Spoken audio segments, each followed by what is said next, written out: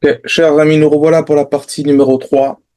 Nous avons fini la partie numéro 2 précédemment, dans laquelle nous avions abordé le passage du proto-racisme au racisme de l'époque moderne.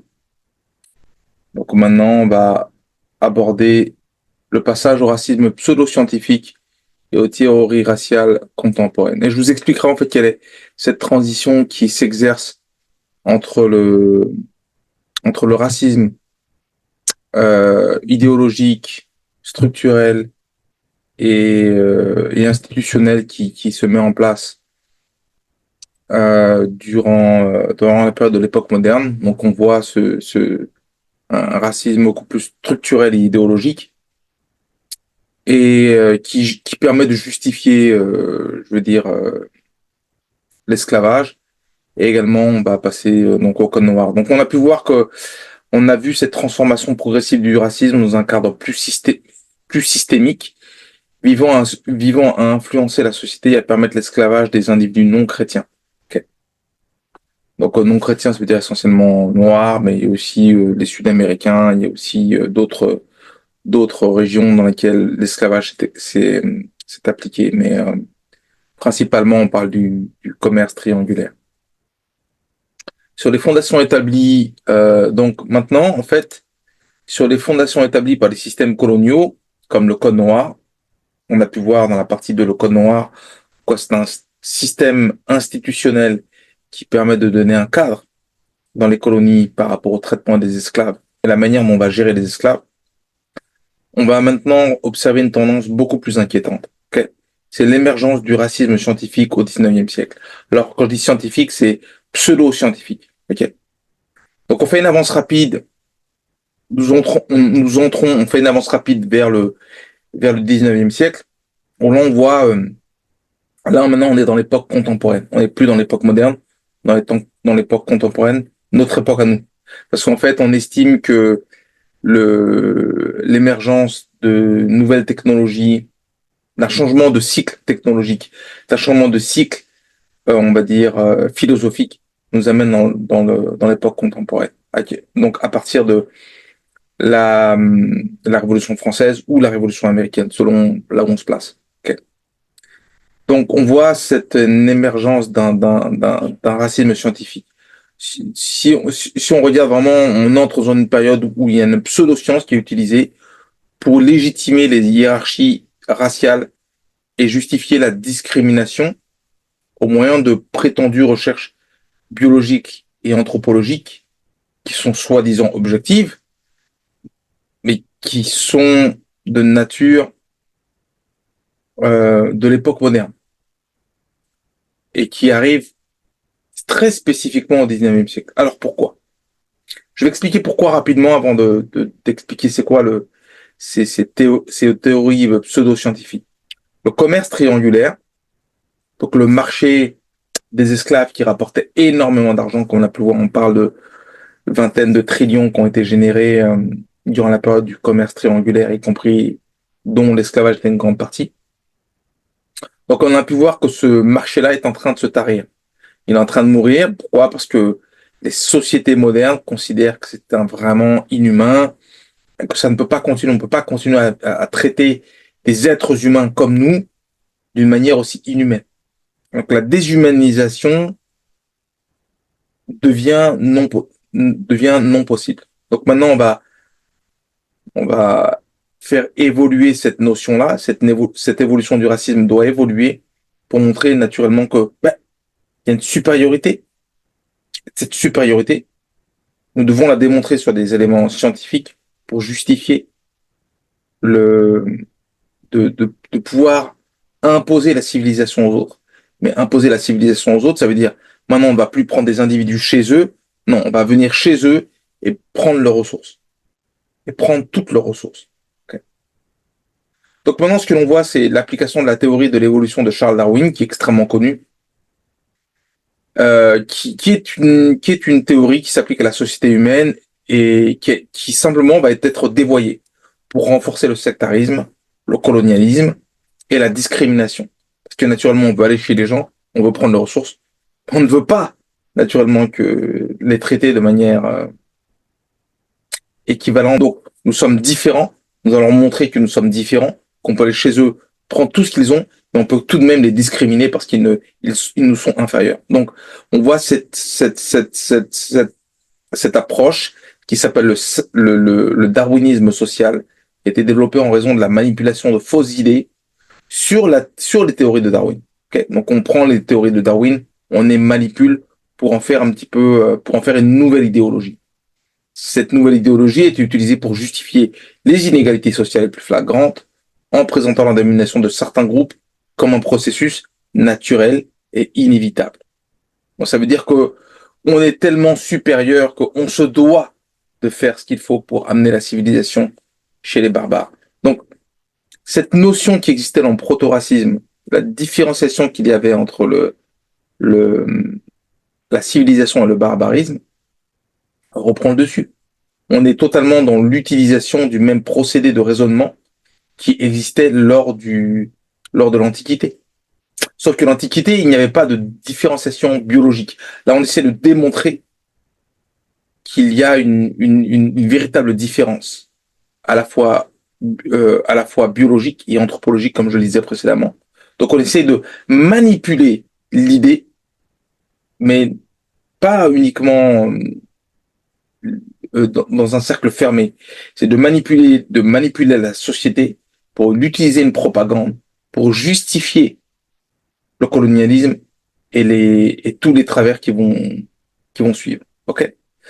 Donc, l'application de la théorie, donc le darwinisme social, comme je le disais, est né d'une mauvaise interprétation des théories de Darwin, d'une malversation des théories de Darwin. Il s'agissait essentiellement d'une réévaluation déformée de sa recherche. C'est déformé. C'est-à-dire c'est bien une manipulation. Ce n'est pas une interprétation, c'est une manipulation. Donc, premièrement, quels sont les principaux éléments? Premièrement, les darwinistes sociaux prétendent que le concept de survie le plus apte justifie moralement l'affirmative selon laquelle certaines races sont intrinsèquement supérieures en termes de pouvoir et de richesse. Si nous sommes plus riches, nous sommes plus puissants. Nous sommes donc sommes donc naturellement supérieurs et méritent donc de dominer les autres. Il s'agit d'une distorsion manifeste du concept biologique de Darwin qui décrivait le processus naturel de l'évolution dû au changement contextuel. Donc ça veut dire on a l'environnement, on a la compétition, on a l'adaptation à un environnement nouveau. Mais mais sans application morale, il n'y a pas de justification morale. Il y a simplement une adaptation de l'homme qui est forcé de s'adapter à l'environnement qui change devant lui. Et pour survivre, il surmonte les difficultés qui sont en face de lui. Ce que l'homme a fait partout, et on sait que l'origine de l'humanité provient de l'Afrique. Donc, dire que la civilisation blanche est plus importante ou supérieure aux civilisations africaines est absolument faux. Deuxièmement, certains darwinistes sociaux ont soutenu que certaines ethnies étaient biologiquement inférieures et vouées à la domination. Donc, ils sont voués à être dominés. Un concept connu sous le nom de supériorité raciale innée. Là encore, c'est une interprétation totalement erronée du travail de Darwin, qui n'a jamais abordé les races humaines, les races humaines avec une perspective hiérarchique. Troisièmement, les darwinistes sociaux se sont opposés au programme de protection sociale, car ils pensaient que cela interférerait avec l'ordre naturel. Donc, qu'est-ce que ça veut dire? Ça veut dire que, étant supérieurs, nous devons nourrir l'élitisme. Tout ce qui se trouve en dessous de l'élite doit se débrouiller, faire face aux difficultés eux-mêmes sans aide quelconque. Donc, s'il y a des moyens technologiques pour permettre d'avoir une forme de protection sociale, la santé, une sorte d'aide sociale quelconque, ça ne toucherait pas les peuples dits inférieurs. Okay. Mais cet ordre naturel, comme ils le définissent, ne tient pas compte des facteurs extrêmement complexes qui contribuent à la pauvreté et aux inégalités. Les gens qui se retrouvent dans des difficultés sociales, professionnelles et autres, ne veut pas dire qu'ils sont inférieurs. Ça veut dire qu'ils font face à une complexité en face d'eux qui les amène à la pauvreté et à certaines inégalités. Donc cet argument est fondé sur le concept toujours de la survie du plus apte, qui est le premier argument qui est mis en avant. Okay. Donc les conséquences du darwinisme social sont désastreuses et se font encore sentir aujourd'hui. C'est-à-dire que la mentalité que l'on retrouve dans l'Occident aujourd'hui, c'est exactement ce qui s'applique dans la théorie comme quoi euh, certaines races sont plus évoluées que d'autres, que certaines races sont supérieures à d'autres. Mais il n'y a pas de race supérieure à d'autres. J'ai pu le démontrer durant ma vidéo sur les 5 preuves de l'existence de Dieu, où je montrais la structure de l'ADN. La structure de l'ADN démontre bien qu'il y a une structure de base où les humains partagent 99,9% d'un ADN en commun, d'une structure génétique en commun. Cette structure génétique ne permet de séparer les humains qu'à 0,1%. Donc si on dit que l'élément différenciateur est l'âme, mais qui définit l'âme? Ce sont les humains. Ce sont ces civilisations supérieures qui définissent l'âme. Moi, je ne sais pas. Donc, si c'est l'élément différenciateur, il n'est pas défini par l'homme. Il est défini par une entité autre que l'on appelle communément Dieu, qu'on peut appeler autrement comme le grand horloger de l'univers. Maintenant, aujourd'hui, le darwinisme social a laissé des cicatrices extrêmement profondes dans les sociétés occidentales. Parce que je vais relater un exemple que je vais prendre dans la partie 5, mais ça a créé une sorte de notion d'entre-soi, une notion de consanguinité qui va amener un délabrement de la société occidentale. Euh, et donc qui a contribué à légitimer des siècles de racisme, de colonialisme et d'impérialisme, qui a des effets directement dans les sociétés occidentales. Parce que dans les sociétés occidentales, il y a beaucoup de gens issus de l'immigration, issus des colonies, qui aujourd'hui sont traités largement différemment des gens qui sont natifs ou blancs, si vous préférez.